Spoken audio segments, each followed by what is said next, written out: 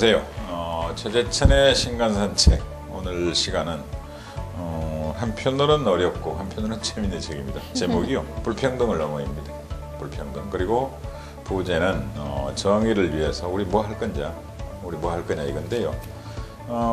이 앤서니 애킨스는 사실 불평등에 대한 대단한 연구자고 이것을 경제학을 뛰어넘는 학문적 그런 기반을 구축한 탁월한 분인데 한편으로는 대단히 어렵지만 또 좋은 정책적 제안도 담고 있고 한국 사회의 현실을 드러낼 수 있는 좋은 과제가 될 것 같아서 제가 특별히 선택을 했습니다. 예. 네, 그 불평등의 원인과 처방에 대한 내용인데요.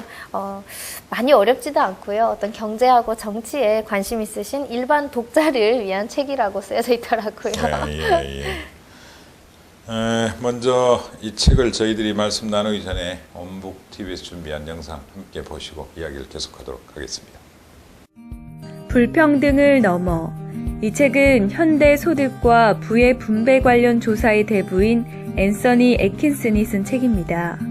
이 책의 일부에서는 불평등과 그 바탕에 있는 것들을 비롯하여 역사에서 무엇을 배울 것인지를 살펴보고 불평등의 경제학에 대해 분석함으로써 불평등에 대해 진단하고 있습니다. 이를 바탕으로 2부에서는 불평등을 어떻게 줄일 것인지 상세히 서술하고 있으며 마지막 3부에서는 실현 가능한 제안을 하며 앞으로 나아갈 길에 대해 모색하고 있습니다. 책 머리말을 제가 좀 인용을 하고 싶은데요. 이렇습니다. 2014년에 퓨 리서치 있죠? 퓨 리서치가 글로벌 태도조사 프로젝트를 합니다. 응답자들에게 세계에서 너 뭐가 가장 위험한 것 같니? 그래요. 뭐 이를테면 뭐 메르스니, 핵이니, 쥐레니 이런 이야기 할 수 있잖아요. 자연재해니. 근데 유럽이나 미국에서는요 불평등을 이야기합니다. 우리 생각에는 거기 다 잘 사는 나라잖아요. 네. 사회보장도 돼 있고 나라도 안전하고 그런데 불평등을 이야기한단 말이에요. 우리 한번 생각해 보세요. 얼마 전에 크게 논쟁이 됐던 죄송할 수 있습니다만 여느 국회의원 자녀가 특별한 기회를 얻어서 취업에 우선권을 획득했다. 그 다음에 전 대법관의 자녀가 기존 법관의 인사들을 뛰어넘어서 뭐 좋은 배치를 받았다. 그 다음에 누구의 자식, 누구의 손자, 누구의 사위가 대기업에 근무하거나 이런 특별한 기회를 잡는 걸 알고 있다. 불평등이죠. 불평등이죠. 기회 불평등, 접근의 불평등. 네.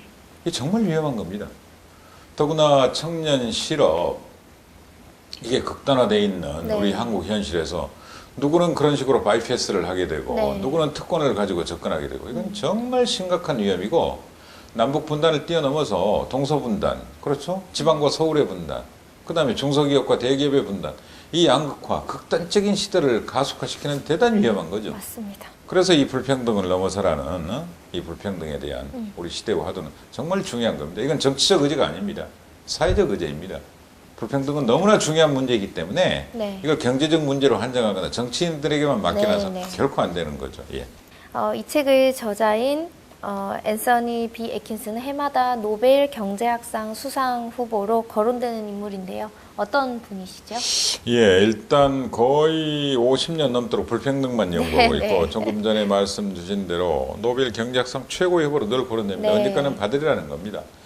이 불평등이 심화되고 심화될수록 이번에 노벨상 수상 가치는 더 높아질 것이고 그 다음에 한참 전에 소개했습니다. 피케티 21세기 자본 있잖아요. 거기에 가장 결정적인 영향을 미친 분입니다. 이미 시계열적으로나 나라별로 그 빈곤에 대한 그런 문제, 불평등의 문제를 경제학의 학문의 반열로 끌어올린 그런 탁월한 학자고 덧붙이자면 제가 번역하신 분에게 대해서도 특별히 감사의 인사를 좀 드리고 싶어요.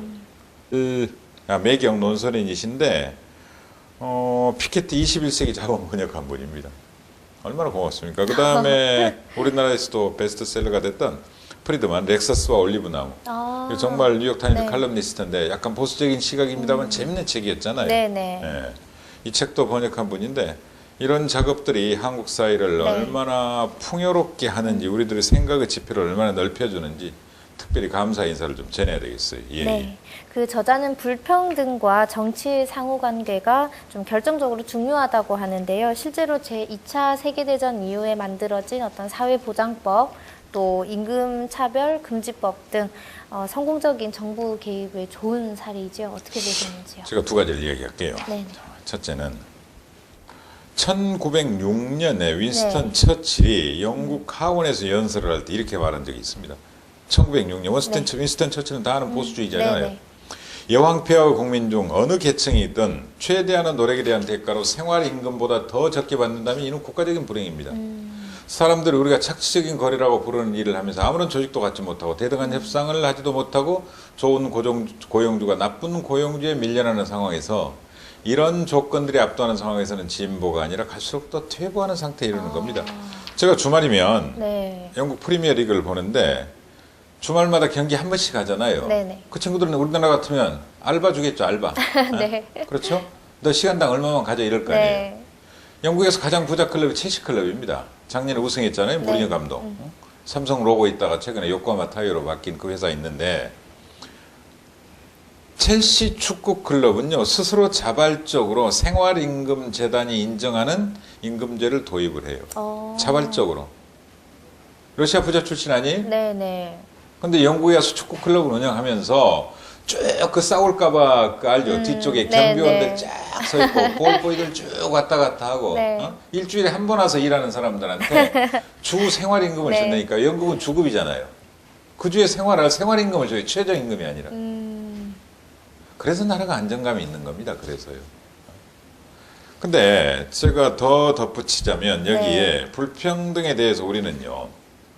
평등에 대해서. 네. 기회평등만 이야기하면 줬으면 됐잖아요. 그거요. 근데 저도 이 책을 보고 줄곧 인용하고 다니는데 요즘 기회평등이 결코 평등을 담보하지 못하는 이야기를 셋을 들어왔습니다. 첫째, 우리 똑같이 100m에 달리기를 해요. 네. 중간에 넘어지는 사람이 있습니다.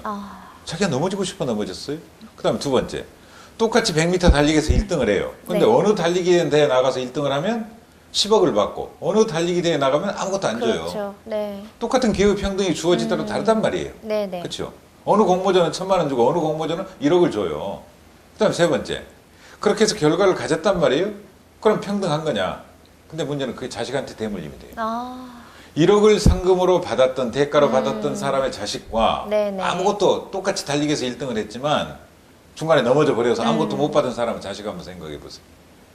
이게 또 다른 의미의 기회의 불평등으로 이어진단 말이에요. 네. 이런 것들을 생각한다면 이제 단순히 기회의 평등, 접근의 평등, 과정의 평등뿐만이 네. 아니라 결과의 평등까지 생각을 해야 되고 네네.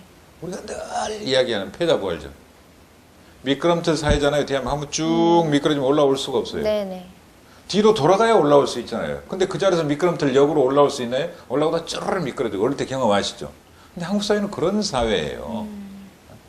그걸 해주는 게 사회적 안전망이고 그다음에 손을 잡아줘야죠. 손 잡아주세요 해야죠. 그런 이야기들을 담아놓은 책입니다. 예. 아주 훌륭하신 말씀을 해주셨는데요. 그럼 저는 331쪽을 간략하게 요약해서 읽어드리겠습니다. 불평등을 줄이기 위한 15가지 조치라고 저자가 이야기하고 있는데요.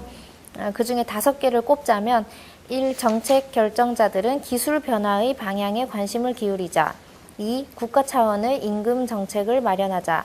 3. 모든 성인에게 지급되는 기초 자본, 즉 최소한의 상속이 있어야 한다. 4. 개인소득세에 대해 더 누진적인 세율 구조를 갖자.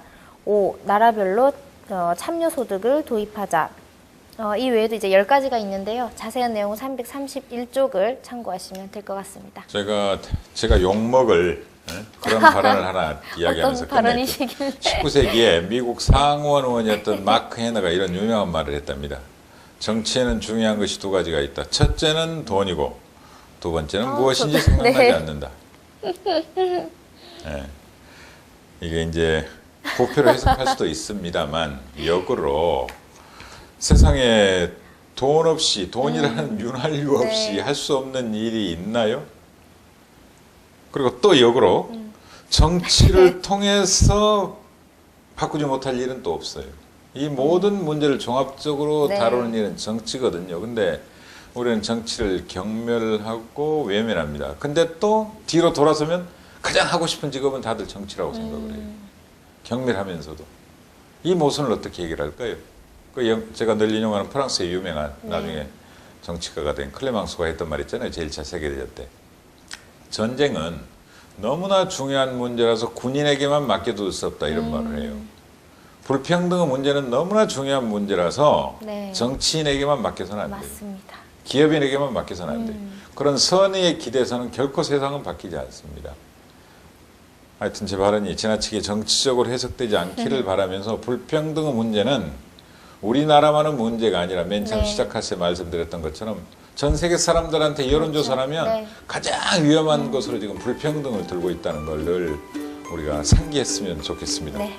오늘 최재천의 신간산책은 여기까지 하고요. 다음 주에 좀 더 좋은 책으로 여러분들 찾아뵙겠습니다. 감사합니다.